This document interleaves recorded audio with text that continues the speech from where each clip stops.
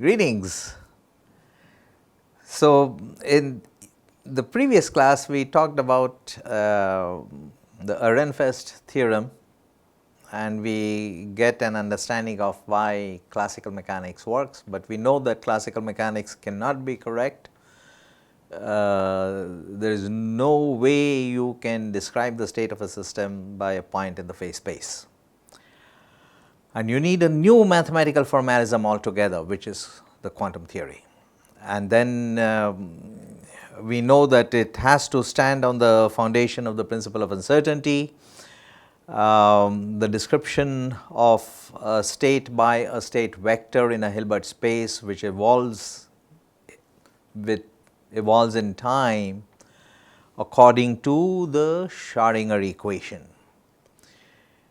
And then you can do quantum mechanics in alternative equivalent mathematical formalisms.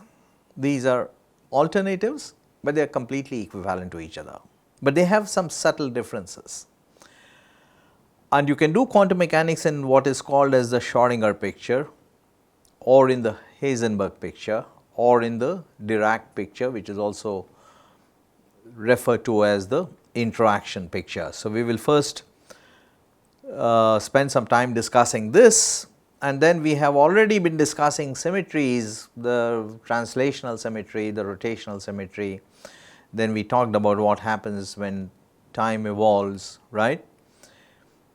And then we will today also talk about the time reversal symmetry, which is not the opposite of time evolution. So, we will discuss that.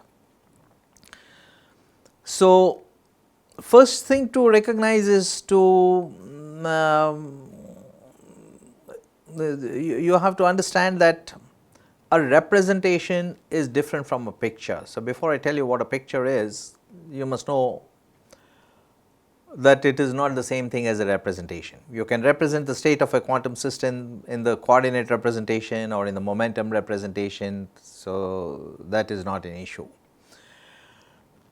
We are going to talk about some different way of doing quantum mechanics, and these are known as the Schrodinger, Heisenberg and the Dirac pictures.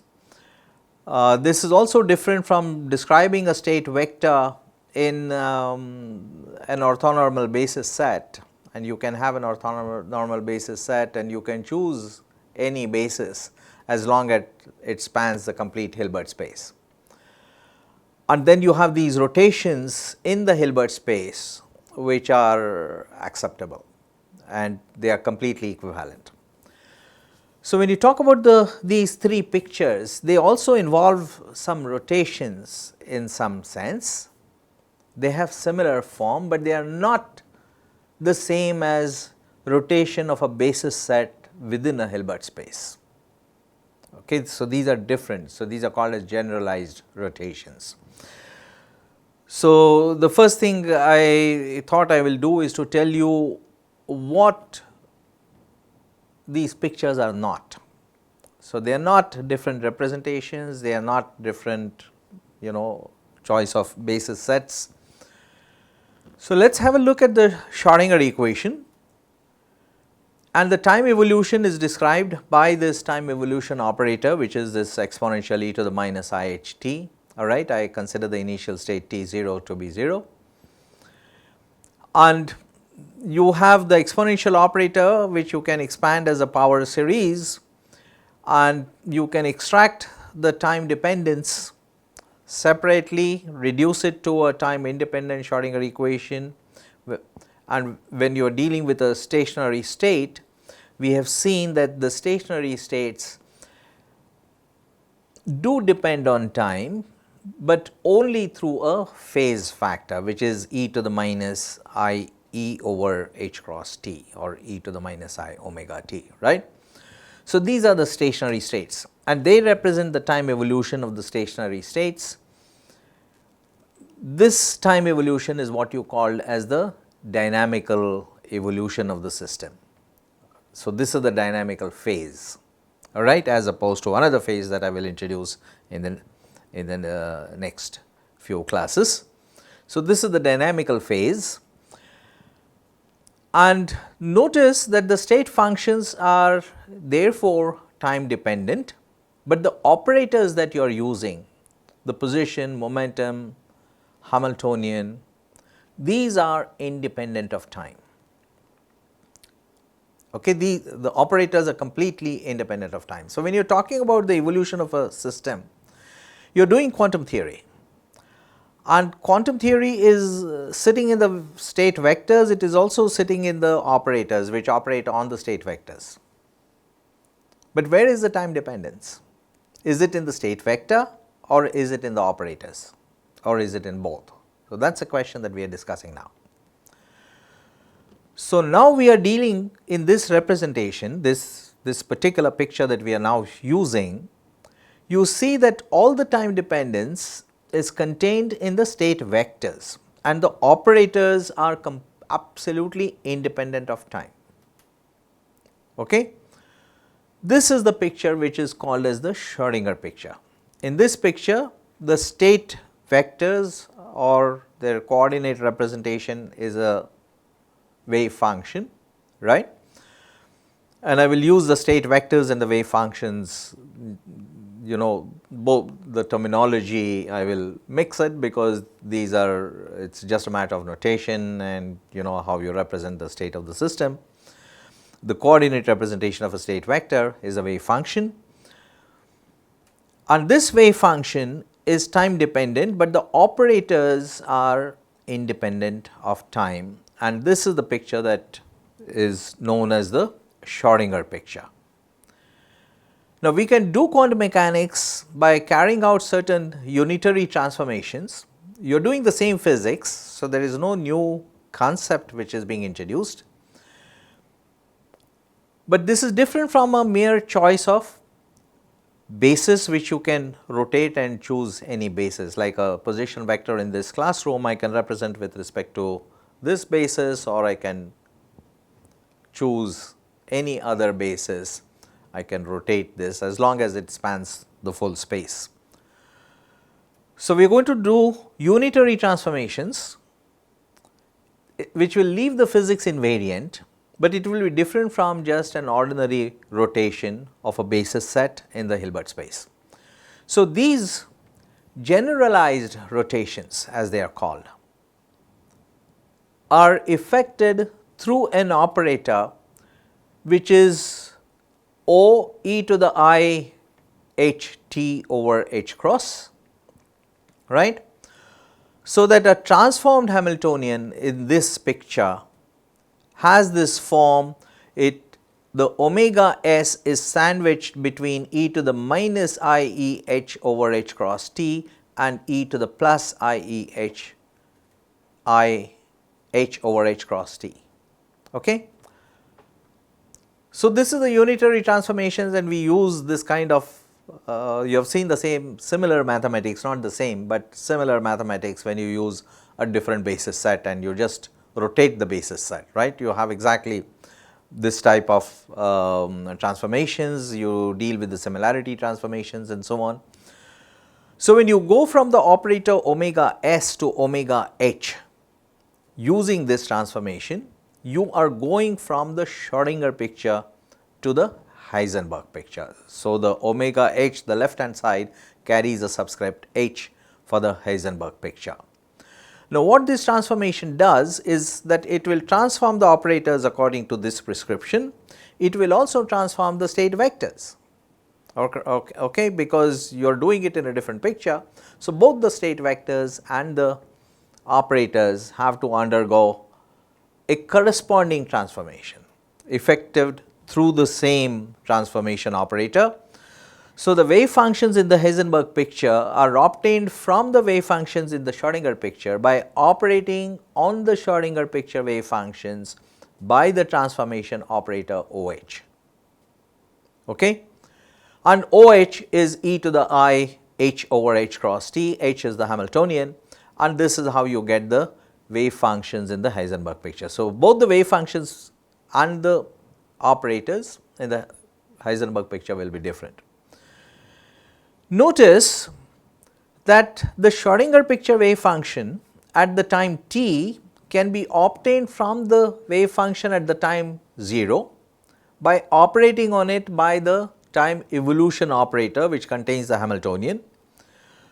But the wave function at the time 0 is the stationary eigenstate of the Hamiltonian, and therefore, the wave function at time t is the same as the wave function at time 0, except for the phase factor for the stationary states.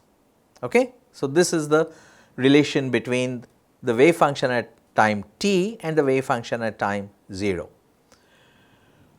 So, you can use this result over here, and what does it give you? It gives you that the Schrodinger picture wave function is this operator operating on this wave function, which is nothing but this phase factor times the Schrodinger picture wave function at time 0, all right. And now you can see that this is just a complex number.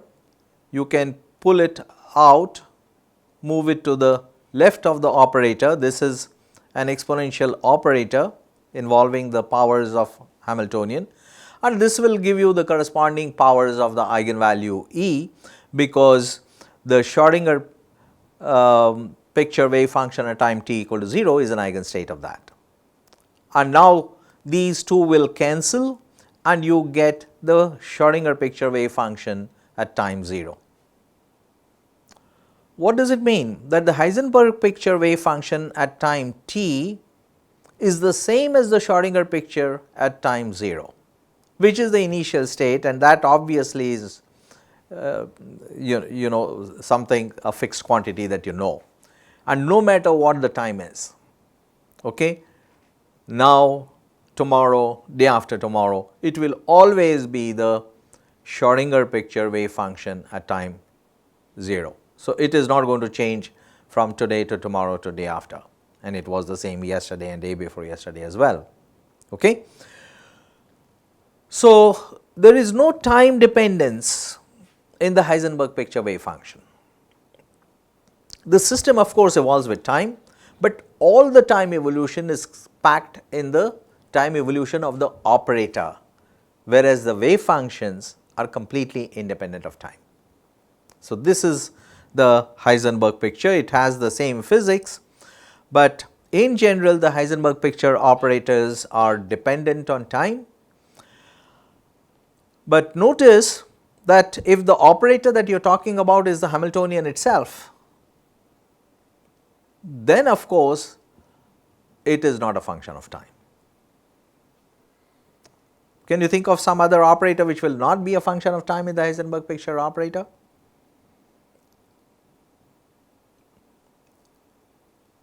Any operator which commutes with the Hamiltonian, right? If you have an operator which commutes with the Hamiltonian, those observables which are simultaneously measurable, right, they will also be the same, they are not going to change. Okay? So, it is the same in both the Schrodinger picture and the Heisenberg picture, just like the Hamiltonian itself. So, this is the story we have got so far, and now that we know that the Heisenberg picture operators are time dependent, let us ask what is this time dependence. So, you take the time derivative of the Heisenberg picture operator, which is a product of these three operators, the exponential operator, then the omega in the Schrodinger picture, and then again the exponential operator, but then the phases are different. You have got a plus sign in one case and the minus sign in the other, as you see on the screen. So, you take the time derivative, and when you take the time derivative, you do it the same way as you take the time derivative of a product of two functions or three functions, it does not matter, the rule is the same. But when you are dealing with functions, it does not matter if you write the function a times the derivative of the function b, or the derivative of the function b times the function a. The order in which you write these functions does not matter. Over here it matters. because these operators may or may not commute. Okay? So, the order in which you write this, use this law of taking the derivative of a product of operators, this order has to be preserved. And in that order, you can see that the right hand side has got two terms. There would be a third term if omega was dependent on time, but in the Schrodinger picture, the operators do not depend on time. So, there are only two terms. Okay? So, now the rest of it is very straightforward. So, you have got the time derivative operator operating on an exponential operator. So, that gives you I h over h cross times e to the I h over h cross t, right, and then you have the remaining terms. And then similarly here you have to take the time derivative of e to the minus I h over h cross times t. So, that is what gives you this term over here. Now, you can just rearrange these terms, because here this exponential operator has got the Hamiltonian, the first term also has got the Hamiltonian, and here also you have got the same, and the Hamiltonian of course commutes with every power of the Hamiltonian. So, it commutes with the exponential operator also involving the Hamiltonian. So, you can swap their positions and rewrite it in the form in which you now see, okay, and then extract the I over h cross as a common factor, but this h and e to the minus I h over h cross t commute, because this is a power series in Hamiltonian, and this Hamiltonian commutes with each of those terms, including the first term which will be unity. So, you can write them any which first and the other next, right. So, once you do that, you can notice that what you have in both the terms is nothing but the same operator in the Heisenberg picture. Okay? And now you can take I over h cross as common, and you see that the time derivative of an operator in the Heisenberg picture is equal to the commutator of the Hamiltonian with that operator, multiplied of course by I over h cross. All right. So, when you get the time derivative of something, you essentially get what we are used to calling in classical mechanics as an equation of motion. So, this is the equation of motion for the Heisenberg picture operator,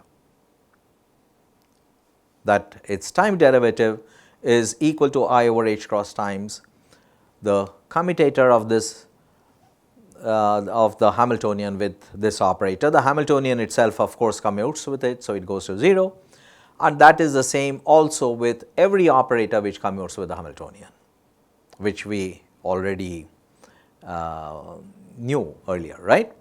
So, any operator that commutes with the Hamiltonian will be independent of time. So, this is the Heisenberg equation of motion. You can take the I h cross on the other side, right, and this has got everything that is there in the Schrodinger picture quantum mechanics, and you can do whole of quantum mechanics in the using the Heisenberg equation of motion. But now you are dealing with time dependent operators and time independent wave functions. So, what have we done? We have used unitary transformations. These are generalized rotations, okay, and we have learned how to do quantum mechanics in the Schrodinger picture and also in the Heisenberg picture. But then there is a third picture which is particularly useful when you really cannot solve the problem, okay. And when you cannot solve the problem, what you always do is to solve the best approximation, okay. You sort of model that problem by something that is solvable. that I cannot solve the actual problem, but I can solve something which is similar to that problem, and therefore the solution that I have got would be somewhat similar to the solution of the actual problem. So, that is how you encourage yourself, and most of physics is really about making approximations, because you do not have exact solutions, you have to make approximations. So, you have got a problem in quantum mechanics which is not solvable, and this is where we were talking earlier about stars in quantum mechanics, and here is one of the brightest ones, Dirac.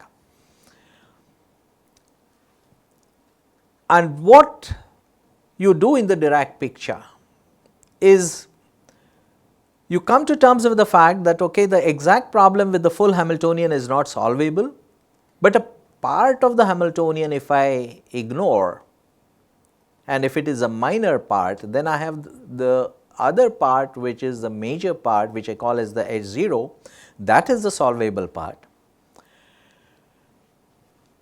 You can begin with that and develop an approximation scheme.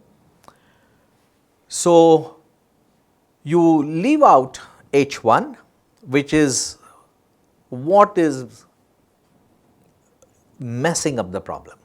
Okay? So, the culprit part of the problem is the H1. The solvable part, the friendly part, is H0. And you construct a transformation operator using the solvable Hamiltonian, because now that is the thing you can deal with. All right? So, H0 you are comfortable with, that is the friendly part of the Hamiltonian. So, you construct a transformation operator using this H0, which is the solvable part of the Hamiltonian, and then carry out transformations similar to how you did earlier in getting the Heisenberg picture. So, this is what will give you the Dirac picture, but the transformation is now effected not by the full Hamiltonian, but by the solvable part of the Hamiltonian. So, this is what is called as the interaction picture. So, the subscript is I. It is also called as the Dirac picture. So, you can use the subscript D if you like. All right. These are completely equivalent, terminology in quantum mechanics, and this is the generalized rotation again through the operator e to the I H0, and it will transform not just the operators, but as we know now, it should also transform the wave functions, and the wave function in the interaction picture will be e to the I H0 over H cross t operating on the Schrodinger picture wave function. Okay? And what this transformation does, is that both the wave function and the operators in the interaction picture are time dependent. So, the system evolves with time, but the time evolution is contained completely in the wave function in the Schrodinger picture and none in the operators. In the Heisenberg picture, it is completely packed, the complete time evolution characteristic features of the system, the quantum evolution properties are packed in the operators, and there is none in the wave function. The wave functions do not change with time, they always remain what the Schrodinger picture wave function was at t equal to 0. Okay? And in the interaction picture, they both, the wave function and the operators, and quantum mechanics is about wave functions and operators. It is not in just one or the other, it is in both, and how you do mathematics with this. Okay?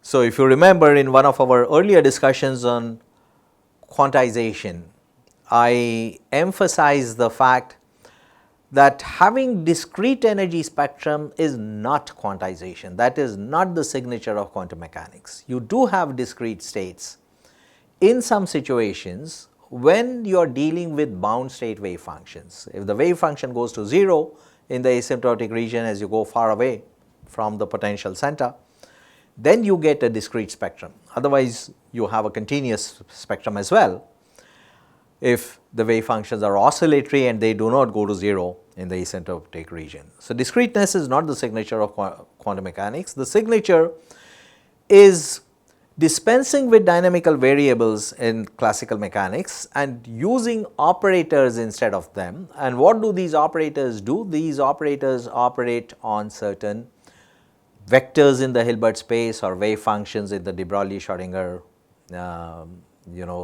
scheme of quantum mechanics. And quantization is the process of using a completely different form of mathematics as opposed to chasing a point in the phase space as you do in classical mechanics. Okay, the trajectories in the phase space give you the solutions to a classical mechanical problem, but in quantum mechanics you are looking at the time evolution of the system, and this time evolution is expressed in the quantum properties of the system, which are contained in the wave functions and the operators. And the time evolution is either in this or in that, or the other way around, or in both. So that is what these three pictures are about: the Schrodinger picture, the Heisenberg picture, and the Dirac picture or the interaction picture. So we know what stationary states are, right? And this quantum mechanics, when you do quantum mechanics with this, it gives you some results that we have not encountered earlier. Not because the earlier scheme was correct, but despite that. Okay? For example, if you have a potential barrier and you have got an incident particle represented by this red arrow which comes in and hits this barrier from the left, then there is a chance that it could be reflected or it could be transmitted. And if the energy of this particle is less than the height of the barrier, in classical mechanics you do not see any possibility at all. It is unthinkable that the particle would cross the barrier. But quantum mechanics is not governed by the trajectories in the phase space. Quantum mechanics is governed by state functions, operators, the equation of continuity that we worked with, in our previous class. And then the equation of continuity, which is required to be valid in the region of space, imposes boundary conditions at this interface. And when you impose those boundary conditions, you automatically see that the chance of this particle crossing the barrier, even if it has energy less than the height of the barrier, is non-zero. What if the particle has got an energy higher than the height of the barrier?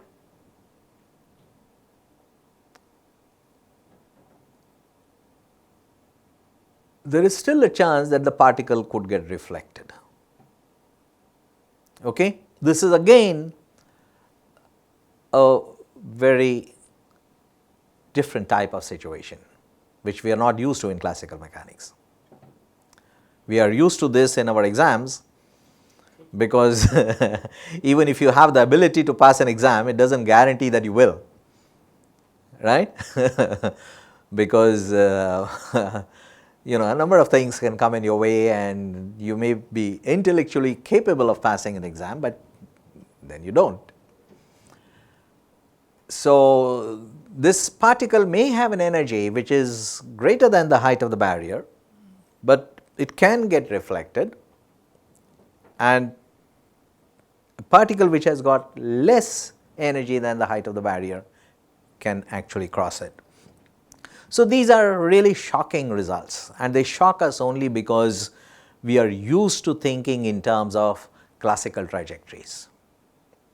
Okay, once we abandon that idea, we come to terms with the fact that okay, measurement of position destroys information about momentum and vice versa. Then you have no choice but to abandon this picture of classical trajectories and you are using a different scheme altogether. So, you have to follow the rules of this different scheme. And what are the rules? You have got a wave function, you have got the Schrodinger equation, you have got the equation of continuity, apply the boundary conditions and see what you get, right.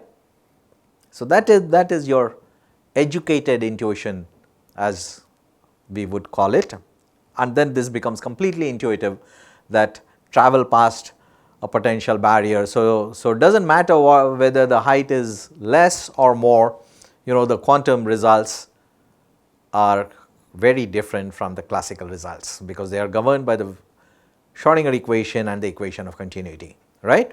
For a stationary states, the divergence of the current density vector vanishes. Same thing happens in potential, in what do you call it, a quadratic potential, all right, like a mass spring oscillator or a simple harmonic oscillator.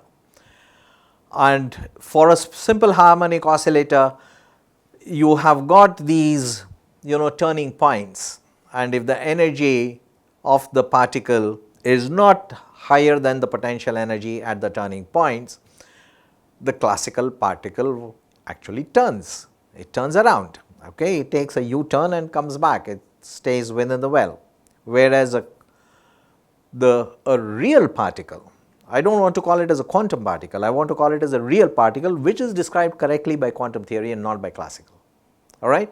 So, the real particle would have a certain probability of escaping.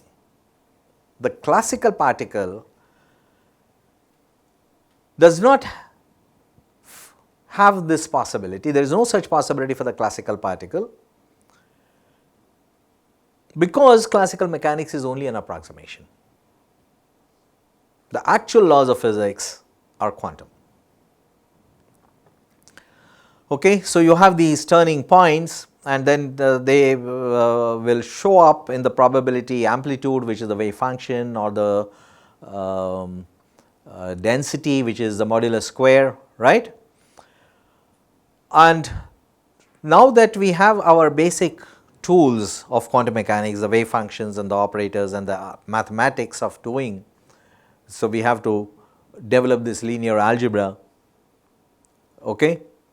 So, with this, we are now ready to use quantum mechanics to probe our objects of interest.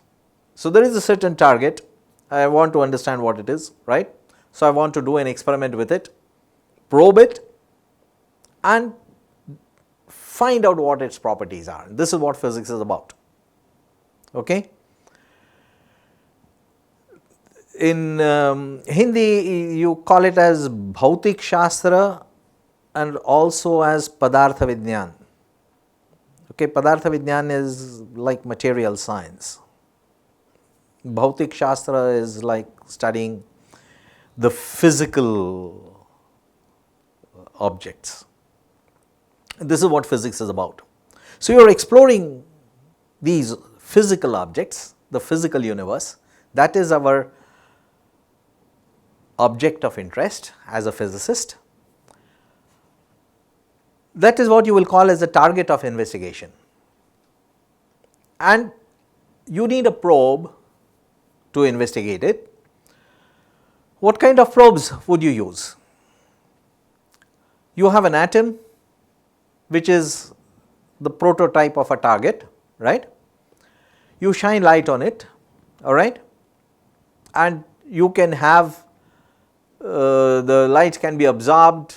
If it has sufficient energy above the ionization threshold of an electron, it can knock out the electron. You may be left with an ion in the final state and an electron in the final state, right. Or else you may have an ion in the initial state and an electron in the initial state, right, and the electron scatters against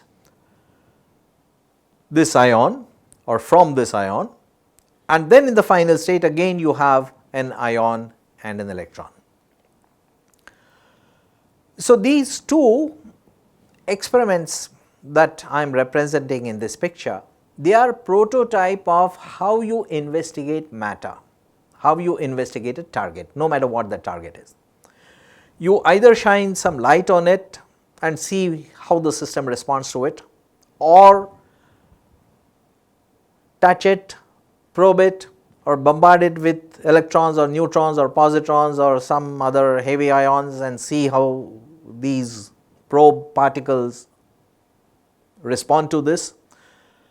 So, either you use light as a probe or some other particles, either fundamental particles or complex particles, you can even fire fullerenes at them if you like, right.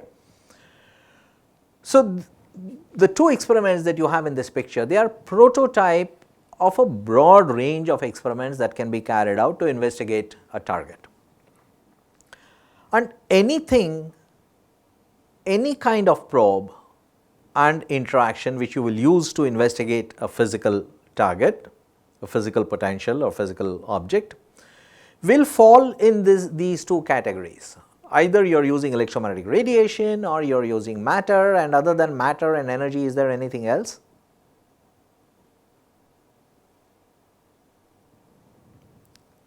So, this is very comprehensive, right? It is a prototype of anything and everything that you can do to investigate a physical object, and that is the reason the techniques that I am describing here are extremely important. Okay? These are fundamental techniques. No matter what kind of experiment you are doing, you will be doing some experiment of this kind at a fundamental level. Its ultimate manifestation may be reading a multimeter,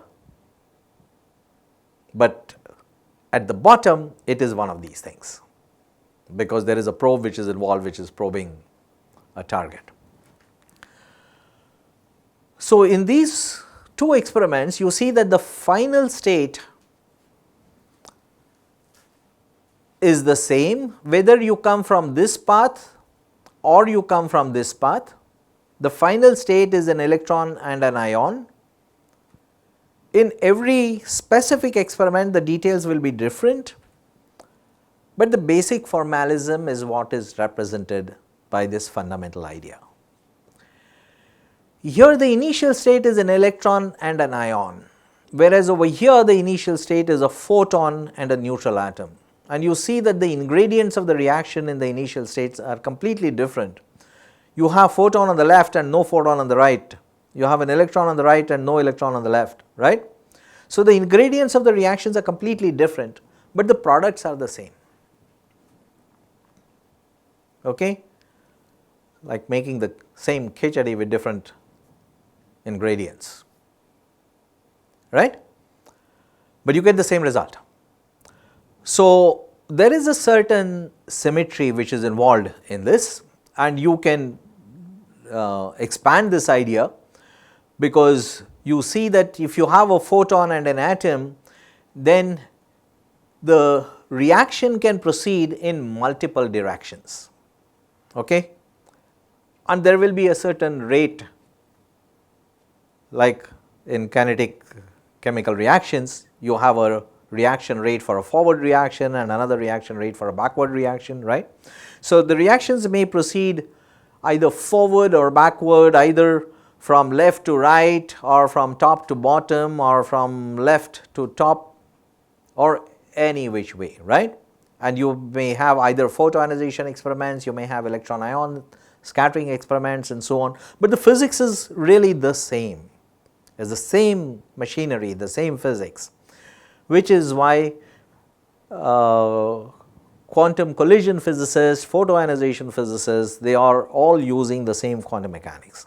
So, there is a certain symmetry which is involved in these processes, which is what preserves the same physics, but you have to study this carefully because the solutions depend on boundary conditions. Okay, what are the boundary conditions that you impose, and in each experiment the boundary conditions are different. So, here is an experiment. So, if you just look at this part, so this is the operator for what I will be calling as the time reversal operator. So, I will come to that in a moment. For the time being, just focus on this part of the picture, that you have got an incident plane wave, which is a beam of electrons which is scattered against a target, and then the scattered particles could be dispersed after scattering in different directions. The probability that they go toward north or south may be different, right. There may be anisotropies involved in it, but generally they have the possibility of spreading out in a collision experiment. What happens in a photoionization experiment? A photon is absorbed by the atom. This is the Einstein photoelectric effect. A photon is absorbed and an electron is kicked out. So, this electron which is kicked out, it goes as a free electron. So, it goes as a plane wave, and once it picks its direction, it is not going to go in any other direction. Okay? The chance that it may pick toward left or right may be different, but once it happens in the final state, the exit channel is unique, whereas in the collision experiment it is the entrance channel which is unique. All right. In photoionization, it is the exit channel which is unique. What about the entrance channel? There was no electron in the initial state at all. It was born when the photoionization actually took place, right. So, there was no electron to begin with, and you can simulate this no electron by having a spherical ingoing wave, so that the flux coming from this direction cancels the flux going from this direction, and there is no net flux, which represents the no electron in the initial state. Okay. So, you have got ingoing spherical waves in photoionization, whereas in collisions you have got outgoing spherical waves. All right. So, these are the boundary conditions that you must use, and if you look at these pictures, you will appreciate the term that motion is reversed, and the way to go from the collision to the photoionization is through this reversal of motion. So, if you come up with a motion reversal operator, then the solutions of the collision quantum mechanics will be applicable in photoionization physics. Okay? And this motion reversal is usually called as the time reversal. So, this symmetry is called as the time reversal symmetry in quantum mechanics. All right. Actually, Wigner, I believe, would have preferred the term motion reversal rather than time reversal, but time reversal has come into play and it has got stuck. But what it really implies is motion reversal. Okay. So, in a one dimensional case, you have this kind of a situation that you have got a particle which is incident, it can be backscattered or it can penetrate, and in photoionization you do not have anything to come in at all.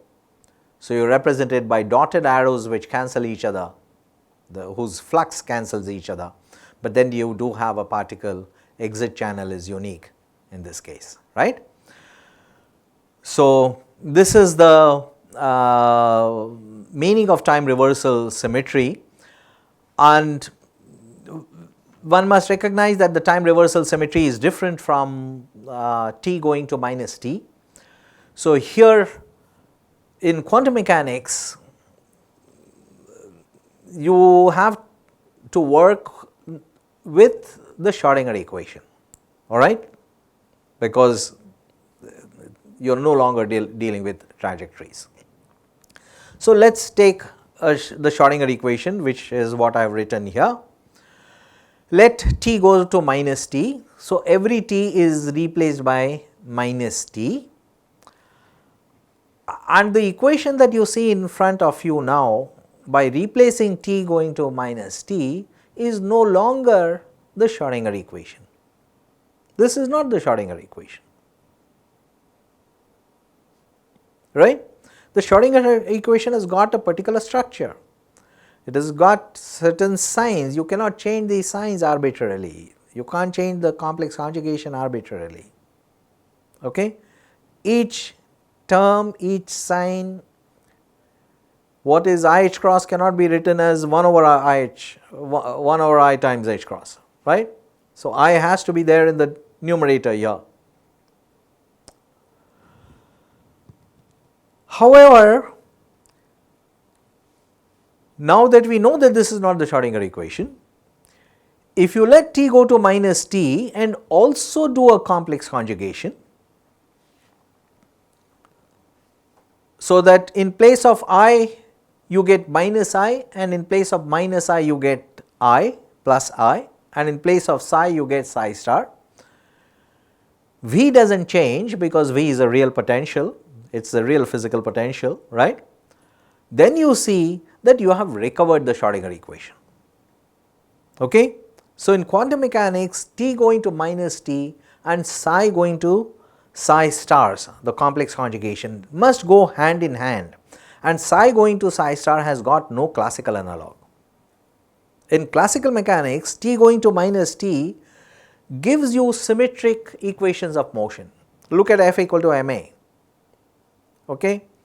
You have got the second derivative of the position vector, and the second derivative has got d2 by dt2, t goes to minus t twice because you are taking the second derivative, and the minus 1 cancels the minus 1.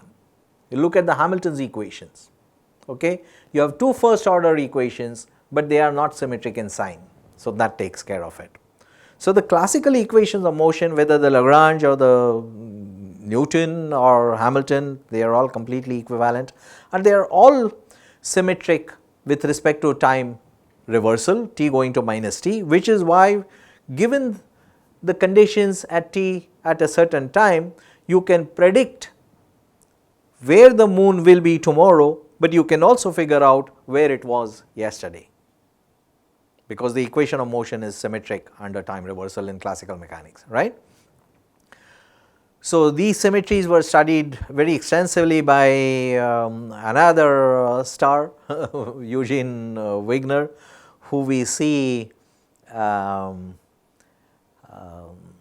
contributing to such a vast canvas of quantum mechanics, atomic physics, and other applications in even nuclear and particle physics.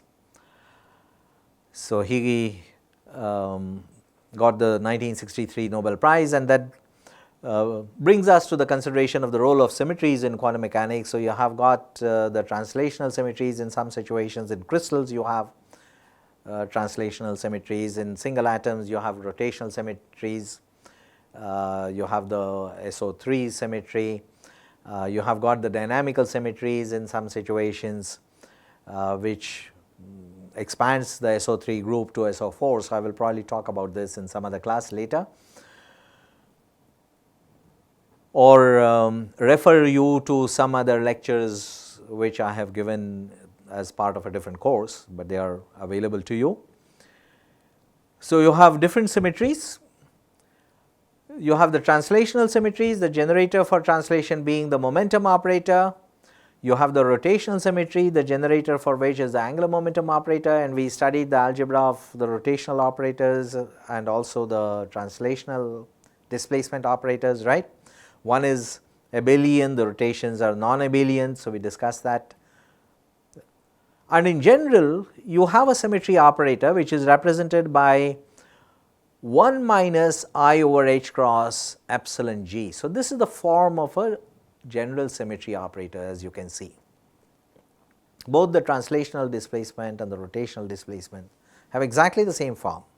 So, this is the general character of a symmetry operator, and this symmetry operator commutes with the Hamiltonian, which is why it is a symmetry operator. The reason it is a symmetry operator is because it leaves the Hamiltonian invariant, and this invariance is the symmetry that you are really talking about. So, there are in the rotational symmetry, there is a continuous symmetry that you are talking about, because you can carry out these rotations through infinitesimal angles, okay? And you can vary these angles through infinitesimal angles infinite times. So, this is a continuous operation, okay? As opposed to this, there are discrete symmetries like parity. You have got a mirror, you have got an object here, you see the image is similar to this object, but this is a one shot single step symmetry. It is not like rotation that you can go around this axis through infinitesimal angles. Infinite number of infinitesimal angles is what will take you around this axis, but a single step jump from the real space to the image space, this is parity. Okay?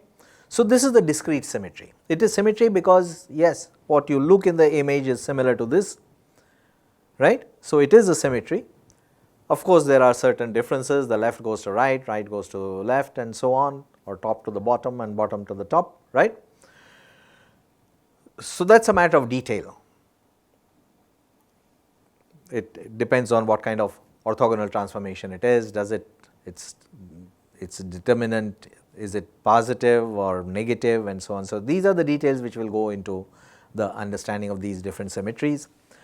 There are other discrete symmetries. So, parity, which is reflection from here to here, parity or inversion is a discrete symmetry.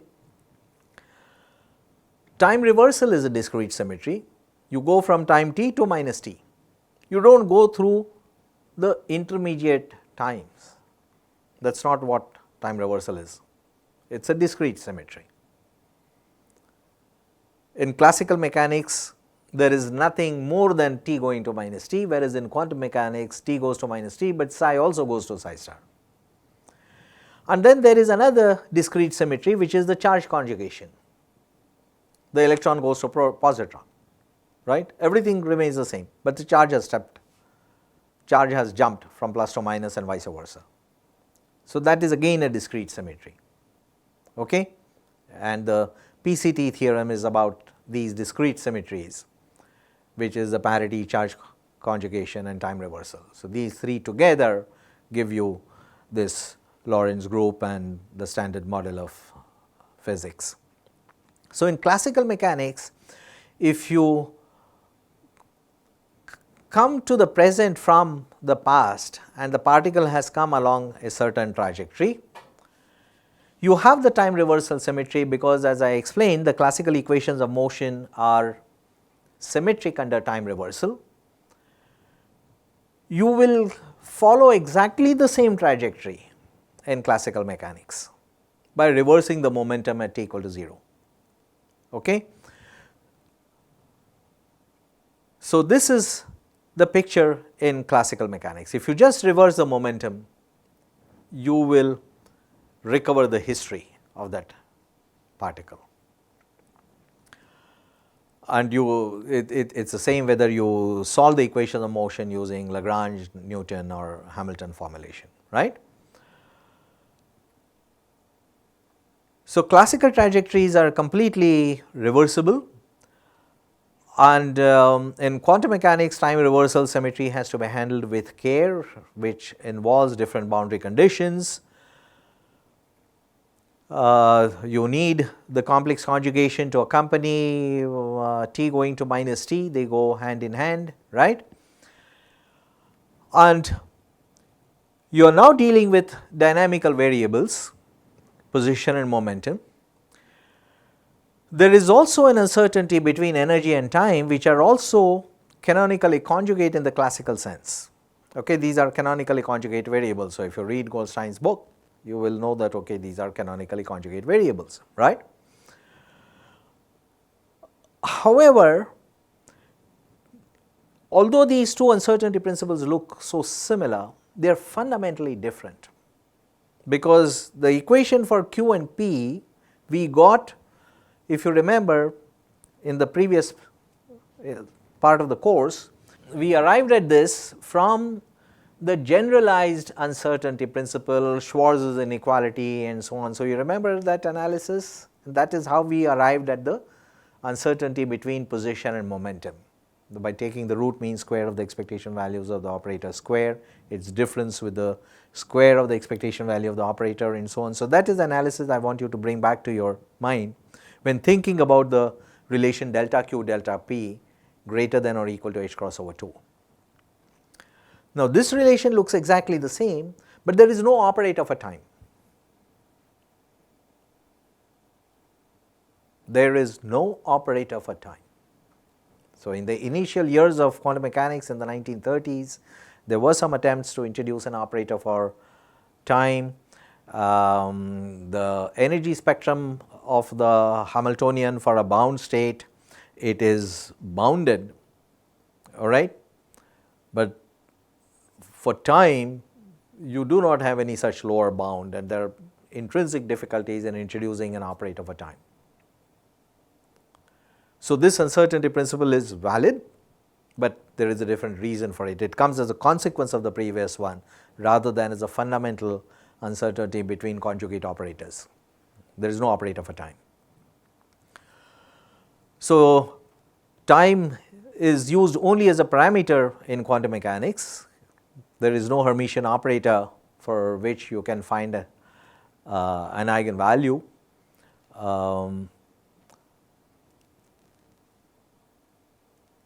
So, Wigner in 1932 referred to this as reversal of motion rather than as time reversal. Okay? And you must now see that the time reversal operator is not the inverse of the time evolution operator. Okay? The time evolution operator is what we have discussed, and that is the one which goes into the Schrodinger equation. So, do not let the colloquial meaning of time evolution and time reversal confuse you. The time reversal operator is a well defined operator in quantum mechanics. It has to be understood in the context of quantum mechanics and understood in how it is defined in quantum mechanics, all right. And how it is defined in quantum mechanics would be this, that if you think of a state vector which evolves with time, then this is the relation that you have in your mind, that you have got a state vector, the time evolution operator operates on it, and you get the time evolved state, which is the left hand side of this equation. Okay? If you have a time reversal operator, whatever it means, okay, when that operator operates on a state, arbitrary state alpha, you will get what you can call as the time reverse state, right. And if you now look at the time evolution of the time reverse state, so you first operate by the time reversal operator, which is represented by the operator theta over here, and operate on this by the time evolution operator, you have the time evolution of a time reverse state, and you can also have the time reversal of a time evolved state. And what we have in our mind to develop quantum mechanics is that we certainly expect that the time evolution of a time reversed state must be the same as the time reversed of a time evolved state. That is what we expect. And this relationship is going to guide us to discover the form of the time reversal operator. The time reversal operator theta must be such an operator which guarantees that the time reversed time evolved state is the same as the time evolved time reversed state, right.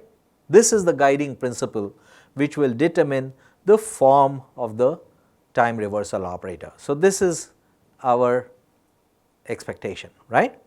So, we will see what is the condition on the time reversal operator, what should be its property so that this relation remains valid.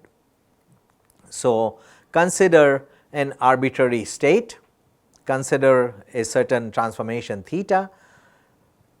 We will talk about time reversal operators in general, but specifically let us think about any operator theta, and you get a new state which is alpha tilde, and from a state beta you get the beta tilde, right.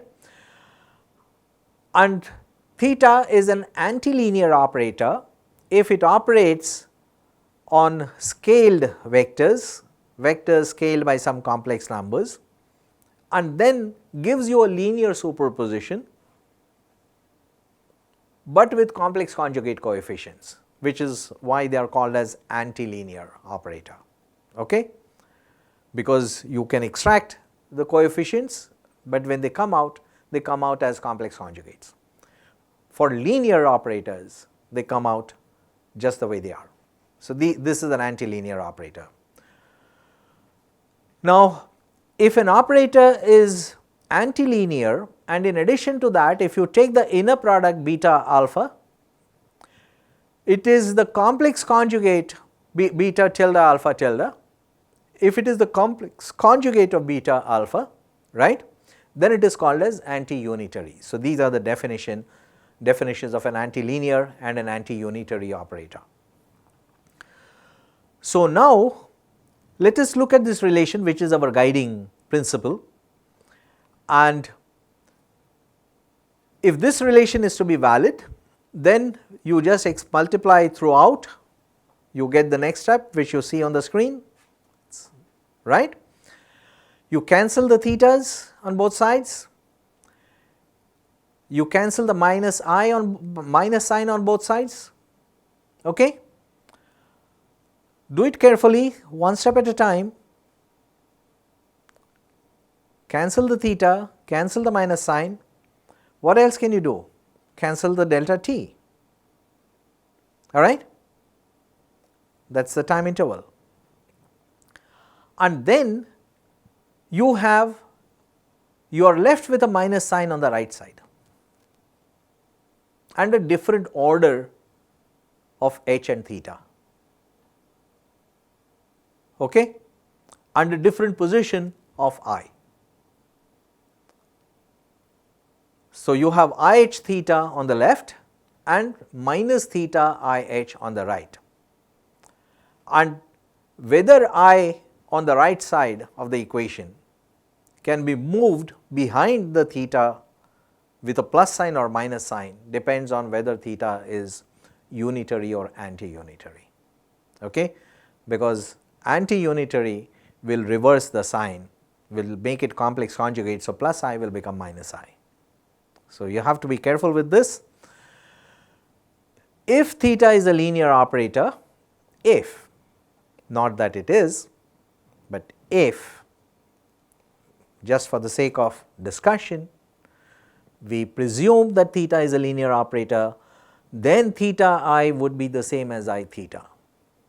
And what would it give us for the right hand side? It would give us minus I theta h, and this would give IH theta equal to theta h, or essentially we would get, if you operate on an arbitrary eigenstate of the Hamiltonian, which is an energy eigenstate, then you would get h theta giving you minus En operating on h theta En equal to minus En theta En, as you can see from this relation. It is very straightforward. Now, this would make no sense if the energy states are eigenstates of a free particle, for example, and a free particle has got only positive energies. So, how do you put negative energies in your algebra, right? So, this cannot work, which means that theta cannot be a linear operator, it is actually an antilinear operator. Theta must not be a linear operator. So, that is the conclusion that you draw, and then you make the other choice, which is that it is an antilinear operator, and this choice gives you no inconsistency, all right, because then it takes care of the sign properly. So, you do not run into any paradoxical situation, all right. So, you get the time reversed state is also an eigenstate of the Hamiltonian belonging to the same eigenvalue, and there is no conflict with common sense so far as this situation is concerned, right. So, this is an anti-unitary operator, and this is what is involved in psi going to psi star. I mentioned that t going to minus t has to be accompanied by the wave function becoming complex conjugate, right. And then there are other properties of the time reversal operator, which I will let you work out as homework. You can see that the position operator remains invariant. The momentum operator, however, picks up a minus sign, right. So, these are some of the properties. You can see what the time reversal operator does to the position operator, what does it do to the momentum operator, what does it do to the angular momentum operator, right. Does it commute with it, does it anti-commute? So, these are simple problems that you can work out at home, all right. So, these are the properties of the time reversal operator, which you have the parity also, which is again, like I mentioned, a one step discrete symmetry, and this is what quantum mechanics is really about. So, you have to use the very robust structure of the algebra of quantum mechanics. So, it is a set of rules, okay, and they describe nature accurately. The reason quantum mechanics is accepted as the correct theory of nature is because no experiment has ever been done anywhere which violates anything that quantum mechanics predicts. There are some problems when you deal with relativity and so on, so I will not get into that, but barring that, this works. Thank you.